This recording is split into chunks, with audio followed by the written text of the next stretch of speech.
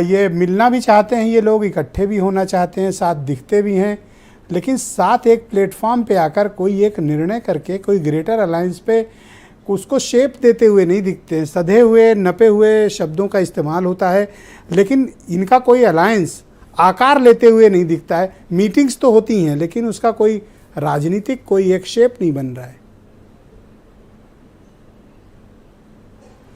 जी जी, मैं बीजेपी प्रवक्ता समीर जी की बात से सहमत होते हुए बात को आगे बढ़ाता हूं कि स्वार्थ होता है, हर राजनीतिक दल का स्वार्थ होता है। और स्वार्थ क्या है? आज एग्जिस्टेंस का सवाल भी एक स्वार्थ है, और जो आम आदमी पार्टी जिस बात को लेकर के आई है यह भी स्वार्थ भी है और सार्वजनिक सवाल भी है, और संघीय ढांचे से जुड़ा हुआ भी सवाल है। एक ऐसे समय में जब कई राजनीतिक दलों की राष्ट्रीय मान्यता, राष्ट्रीय पार्टी के रूप में मान्यता खत्म हो गई, आम आदमी पार्टी ने इसको अचीव किया। इसी समय उनको एक संकट के तौर पर जो आया कि दिल्ली में जिस अधिकार के लिए वो 10 साल से लड़ रहे थे, वो अधिकार कोर्ट में सरकार लड़ती रही, और जब हार गई तो तुरंत अध्यादेश लेकर चली आई। तो इस तरीके से कोर्ट की अवमानना हुई, संघीय ढांचे पर प्रश्न खड़ा हुआ।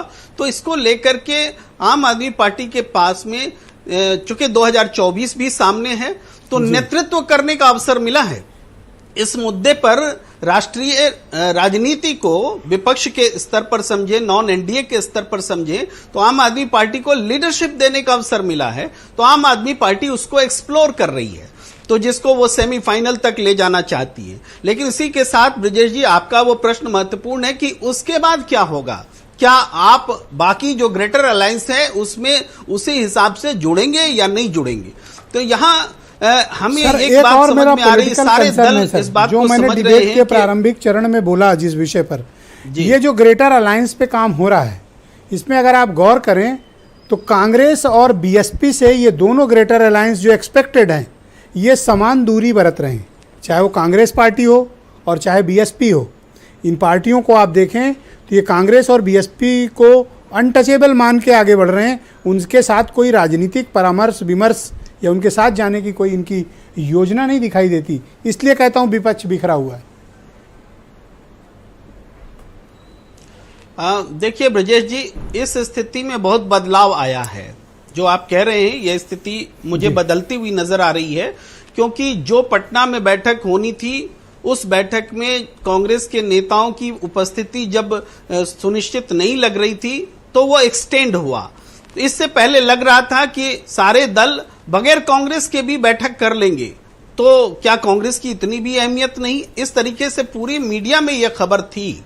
लेकिन अब बाजी पलट गई है कि कांग्रेस के बगैर ऐसी मीटिंग हो ही नहीं सकती। सर, तो ये नैरेटिव उत्तर प्रदेश में अगर कोई ग्रेटर अलायंस बने एकजुट होकर तो सर बहुजन समाज पार्टी को कैसे इग्नोर किया जा सकता है, मैं ये जानना चाहता हूं। हाँ बिल्कुल, इग्नोर कोई कर रहा हो ये बात अब तक नहीं आई है। खुद बहुजन समाज पार्टी का ये फैसला है कि वो अकेले चुनाव लड़ेंगे। अगर वो चुनाव लड़ना चाहे तब उनको कोई साथ लेना नहीं चाहे तब वो इग्नोर करना माना जाएगा। लेकिन बहुजन समाज पार्टी और आम आदमी पार्टी को थोड़ा सा अगर कंपेयर कर लें तो बहुजन समाज पार्टी अपने एग्जिस्टेंस को, अपने फैलाव को बचाने के लिए संघर्ष कर रही है, और आम आदमी पार्टी राष्ट्रीय पार्टी बनने के बाद अपने फैलाव को बढ़ाने के लिए संघर्ष कर रही है। शुक्रिया प्रेम कुमार जी। इन दोनों में बड़ा रोचक संबंध है दोनों की सियासत में। जी शुक्रिया।